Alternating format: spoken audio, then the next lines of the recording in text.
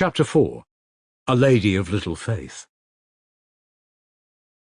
Our visitor, looking on the scene of his conversation with the peasants, and his blessing them, shed silent tears, and wiped them away with her handkerchief. She was a sentimental society lady of genuinely good disposition in many respects. When the elder went up to her at last, she met him enthusiastically. "Ah, what I have been feeling, looking on at this touching scene." She could not go on for emotion. "Oh, I understand the people's love for you. I love the people myself. I want to love them. And who could help loving them, our splendid Russian people, so simple in their greatness? How is your daughter's health? You wanted to talk to me again?" "Oh, I have been urgently begging for it. I have prayed for it. I was ready to fall on my knees and kneel for 3 days at your windows until you let me in. We have come, great healer, to express our ardent gratitude. You have healed my Lise, healed her completely, merely by praying over her last Thursday and laying your hands upon her. We have hastened here to kiss those hands, to pour out our feelings and our homage." "What do you mean by healed? But she is still lying down in her chair." "But her night fevers have entirely ceased ever since Thursday," said the lady with nervous haste. "And that's not all. Her legs are stronger. This morning she got up well. She had slept all night. Look at her rosy cheeks, her bright eyes. She used to be always crying, but now she laughs and is gay and happy. This morning she insisted on my letting her stand up, and she stood up for a whole minute without any support. She wagers that in a fortnight she'll be dancing a quadrille. I've called in Dr. Herzenstube. He shrugged his shoulders and said, 'I am amazed. I can make nothing of it. And would you have us not come here to disturb you, not fly here to thank you? Lise, thank him, thank him.'" Lise's pretty little laughing face became suddenly serious. She rose in her chair as far as she could, and, looking at the elder, clasped her hands before him, but could not restrain herself, and broke into laughter. It's him," she said, pointing to Alyosha, with childish vexation at herself for not being able to repress her mirth. If anyone had looked at Alyosha standing a step behind the elder, he would have caught a quick flush crimsoning his cheeks in an instant. His eyes shone, and he looked down. "She has a message for you, Alexey Fyodorovitch. How are you?" the mother went on, holding out her exquisitely gloved hand to Alyosha. The elder turned round, and all at once looked attentively at Alyosha. The latter went nearer to Lise, and, smiling in a strangely awkward way, held out his hand to her too. Lise assumed an important air. "Katerina Ivanovna has sent you this through me." She handed him a little note.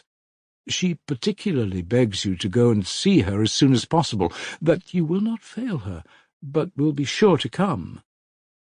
"She asks me to go and see her." "Me? What for?" Alyosha muttered in great astonishment. His face at once looked anxious. "Oh, it's all to do with Dmitri Fyodorovitch, and what has happened lately," the mother explained hurriedly. "Katerina Ivanovna has made up her mind, but she must see you about it. Why, of course I can't say, but she wants to see you at once, and you will go to her, of course. It is a Christian duty." "I have only seen her once," Alyosha protested with the same perplexity. "Oh, she is such a lofty, incomparable creature, if only for her suffering. Think what she has gone through, what she is enduring now. Think what awaits her. It's all terrible, terrible. Very well, I will come," Alyosha decided, after rapidly scanning the brief, enigmatic note, which consisted of an urgent entreaty that he would come, without any sort of explanation. "Oh, how sweet and generous that would be of you," cried Lise with sudden animation. "I told Mamma you'd be sure not to go. I said you are saving your soul. How splendid you are! I've always thought you are splendid. How glad I am to tell you so."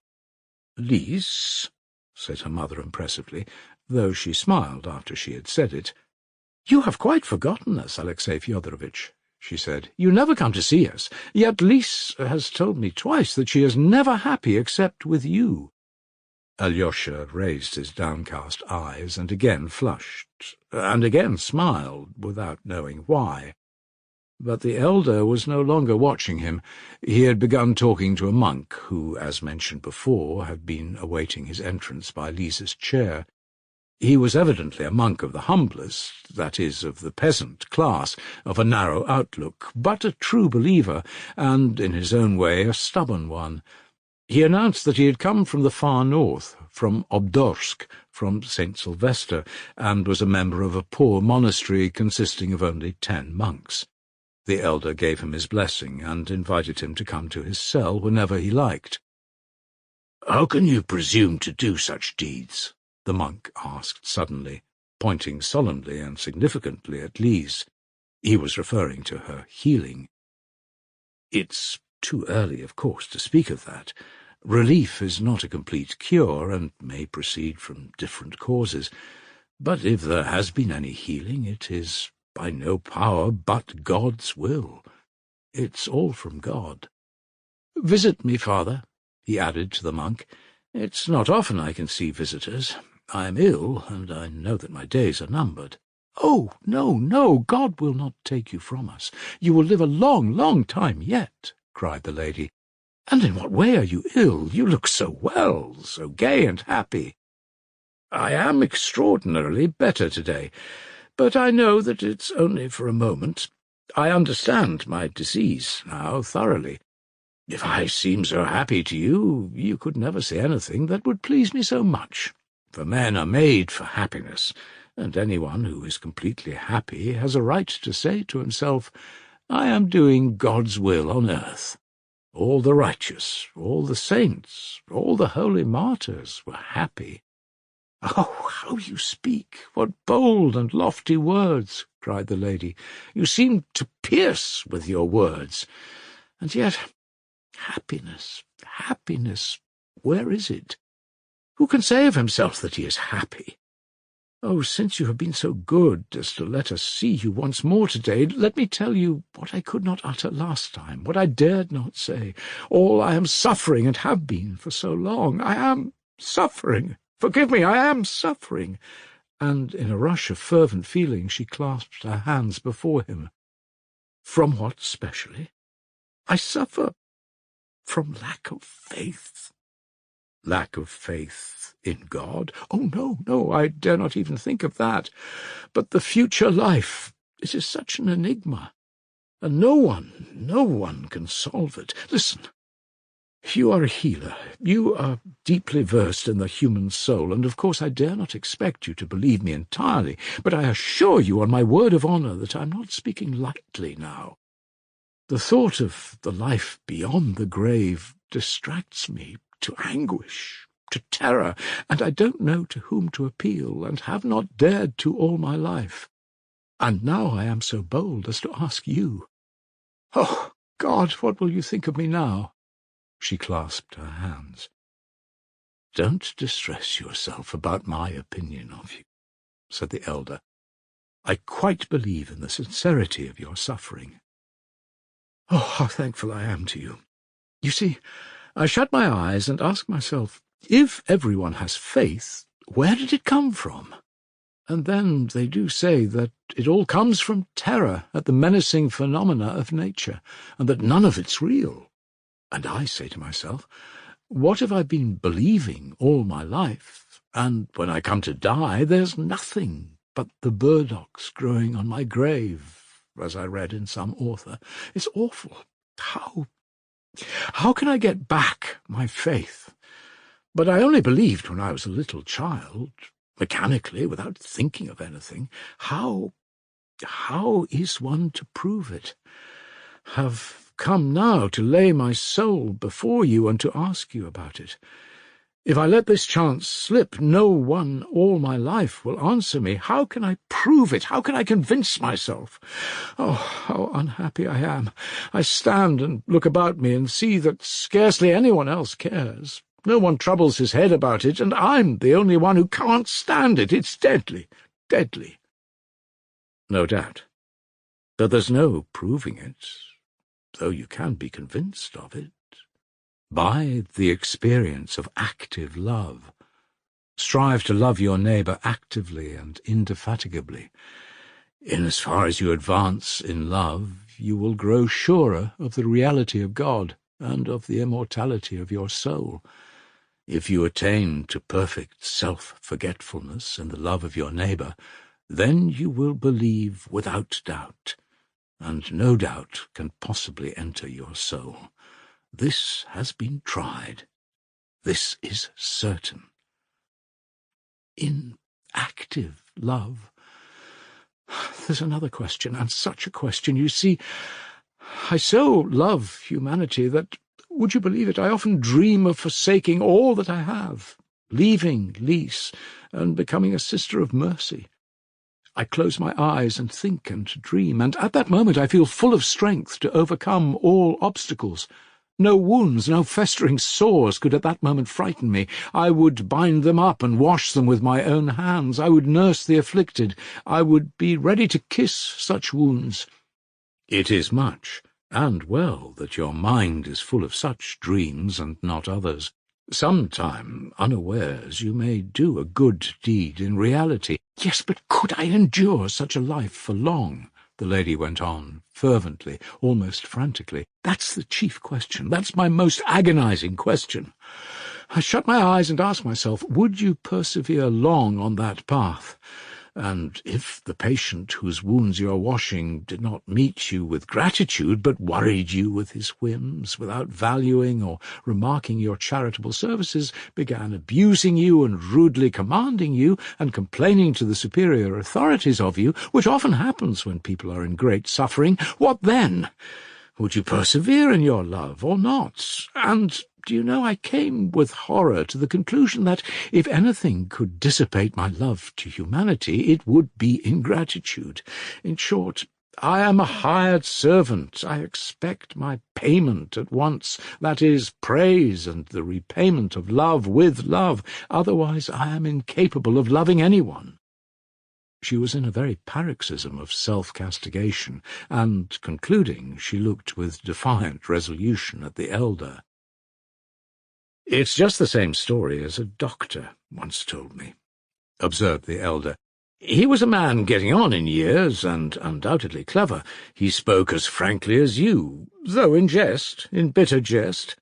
'I love humanity,' he said, 'but I wonder at myself. The more I love humanity in general, the less I love man in particular.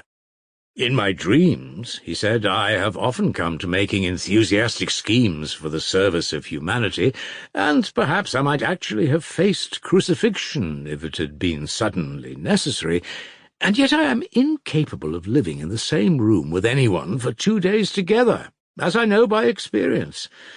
As soon as anyone is near me, his personality disturbs my self-complacency and restricts my freedom.